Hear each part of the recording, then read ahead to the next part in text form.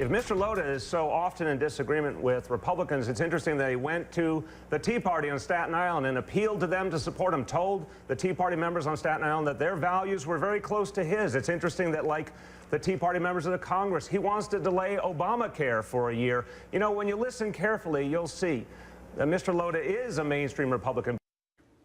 Now that was Bill de Blasio, who's up by 45 points, by the way, in the New York City mayoral race, trying to tie his opponent, Joe Lota, to the Tea Party and the deeply unpopular House GOP in the city. Now, in Jersey, Barbara Buono, she's down by at least 25 points in the governor's race. She's trying to do the very same thing. You go out to Nassau County. Tom Suozzi's trying to do that to Ed Mangano.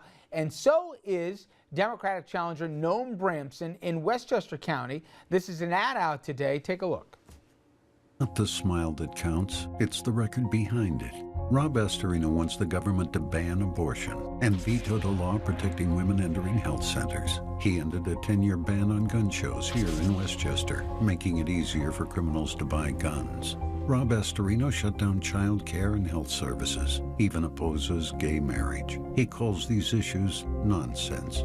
Behind the smile, Rob Astorino is a Tea Party Republican, and that's wrong for Westchester.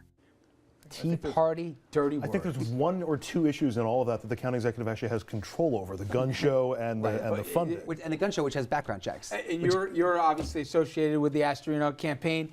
You look at that, what's your reaction? The problem that Noam Bramson has is that there is a Tea Party in Westchester County, and the founder of the Tea Party in Westchester County is a guy named Giulio Cavallo, and he works on the Bramson campaign. So that's a little problem for Noam on that one. But, you know, politically, that's the kind of stuff he's trying to do. That's what Democrats are using now. They're trying to take any Northeast Republican and tie them to Washington. It's the tactic they're going to do. But were any of the claims made in the ad incorrect? Mr. Astorino does have all of those positions. Well, the gun show, which hasn't happened in Westchester since Newtown, the gun show has background checks. In fact, Gabby Giffords and Eric Schneiderman, the Democratic Attorney General of New York State, went to Buffalo this week to praise the kind of background checks that Astorino had. That's the issue in those things. Even Bloomberg is okay with gun shows if there's a background check. He's very good. The ad didn't mention background checks; it just mentioned gun shows. Exactly. Okay. Number two, on the abortion side, there is a federal law and a state law to protect abortion clinics from aggressive protesters. There's no need for a law. So what the Democrats decided to do in Westchester was throw out a law with some unpalatable stuff in there. Is it tough, though, for a Republican to not dissuade part of his base, but at the same end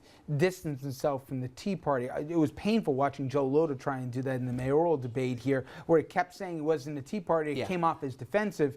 You don't want to tick off some of your base, but you also don't want to be labeled with the same. Yeah, and you also don't want to insult people that have really strong convictions.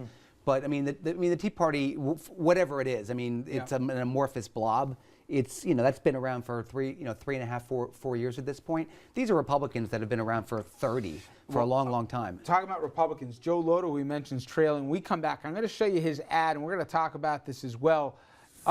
It's harkening back to a different age in New York City. We're going to see how effective it is or not. Stay with us. Back after this.